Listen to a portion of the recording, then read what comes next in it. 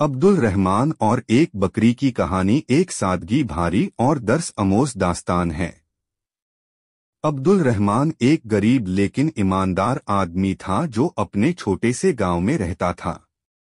उसके पास ज्यादा कुछ नहीं था, बस एक छोटी सी जमीन और एक बकरी जो उसकी सबसे बड़ी दौलत थी। अब्दुल रहमान हमें बकरी का बहुत ख्याल रखता था क्योंकि वह अपनी बकरी के दूध से अपने और अपने घर वालों का गुजारा करता था। एक दिन उसकी बकरी गायब हो गई। अब्दुल रहमान बहुत चिंतित हुआ क्योंकि बकरी उसके लिए बहुत कीमती थी। उसने पूरे गांव में बकरी को ढूंढा लेकिन कहीं नहीं मिली। थके हारे वो अपना घर वापस आया, लेकिन उसने उम्मीद नहीं छोड़ी। हर रोज वो गांव के आसपास जाता, बकरी को ढूंढता और अपने दोस्तों और पड़ोसियों से उसकी बात करता।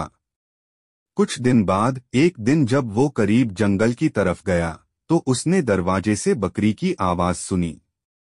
जब वो वहां पूछा तो उसे बकरी एक छोटी सी गुफा के अंदर बंधी हुई मिली।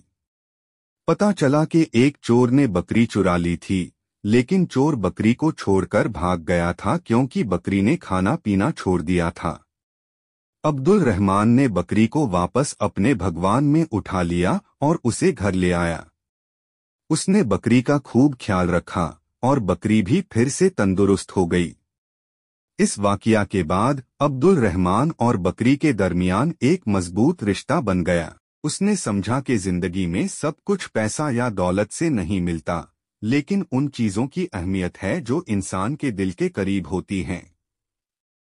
ये कहानी ये सबक देती है कि जिंदगी में मुश्किलें आती हैं, लेकिन अगर आप अपनी मेहनत और लगन से काम लो और उम्मीद को बरकरार रखो तो आखिर में कामयाबियां जरूर मिलती हैं।